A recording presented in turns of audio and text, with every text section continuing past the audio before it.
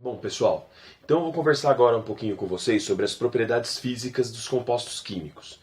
A gente sabe que os compostos metálicos, ou seja, aqueles que fazem apenas ligação metálica, eles são sólidos, só tem um metal aí que ele vai ser líquido à temperatura ambiente, no caso do mercúrio, e eles conduzem muito bem calor e eletricidade, além de ter a característica natural dos metais, que é o brilho.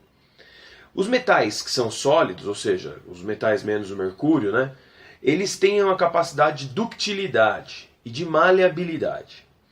Muito bem, então os metais são principalmente bons condutores térmicos e bons condutores elétricos. Agora, pensando aqui entre os compostos iônicos e os compostos covalentes, a gente divide da seguinte maneira. Nos compostos iônicos, como cátion e ânion estão se aproximando muito, eles estão muito juntos, os átomos estão muito juntos, isso forma sólidos. Então os compostos iônicos sempre são sólidos. Só que eles são sólidos que derretem muito dificilmente. O ponto de fusão dos compostos iônicos é superior a 300 graus Celsius. Ou seja, um ponto de fusão, um ponto de derretimento muito alto. Além disso, os compostos iônicos, quando se dissolvem na água, conduzem corrente elétrica, ou seja, a água pura, ela não conduz corrente elétrica. Mas quando ela tem sólidos dissolvidos nela, sólidos iônicos dissolvidos nela, ela pode conduzir corrente elétrica. Por quê?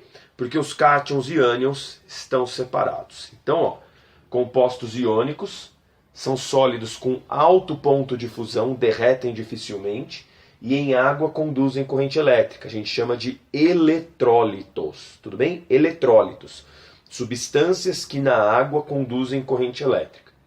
Já os compostos covalentes, eles têm um ponto de fusão muito baixo. Alguns a temperatura ambiente, inclusive, são líquidos, como a própria água. Além disso, eles não são eletrólitos. Então vamos comparar as duas principais coisas entre compostos covalentes e iônicos.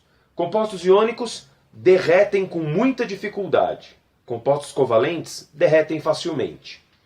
Compostos iônicos em água conduzem corrente elétrica. Compostos covalentes em água não conduzem corrente elétrica.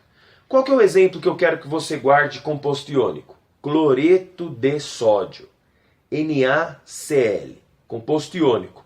Você consegue derreter sal de cozinha aí no forno da sua casa? Não, nem no forninho da Giovana vai conseguir. Por quê? Porque NaCl tem ponto de fusão acima de 800 graus Celsius, é muito alto. Além disso, quando você tem água com muito sal, muito cloreto de sódio, ela conduz corrente elétrica. Já os compostos covalentes, o principal que eu quero que você guarde, água. Água tem baixo ponto de fusão, a água derrete a 0 graus Celsius. E além disso, a água pura não conduz corrente elétrica. Tá legal? Se você quer saber como que a água pode conduzir corrente elétrica, você acabou de falar que a água não conduz, é verdade. Mas se você lembrar de cenas de Hollywood onde você tem um cara tomando banho na banheira e chega uma pessoa e joga um secador ligado na tomada e o cara morre eletrocutado. Poxa, se a água não conduzisse corrente elétrica, ele não morreria eletrocutado. Pois é, mas eu quero que você se lembre que a água que a gente toma banho em casa, a água que a gente bebe, a água da chuva, ela não é pura. Ela é água com sais e, portanto, é uma água que tem muitos eletrólitos. Legal?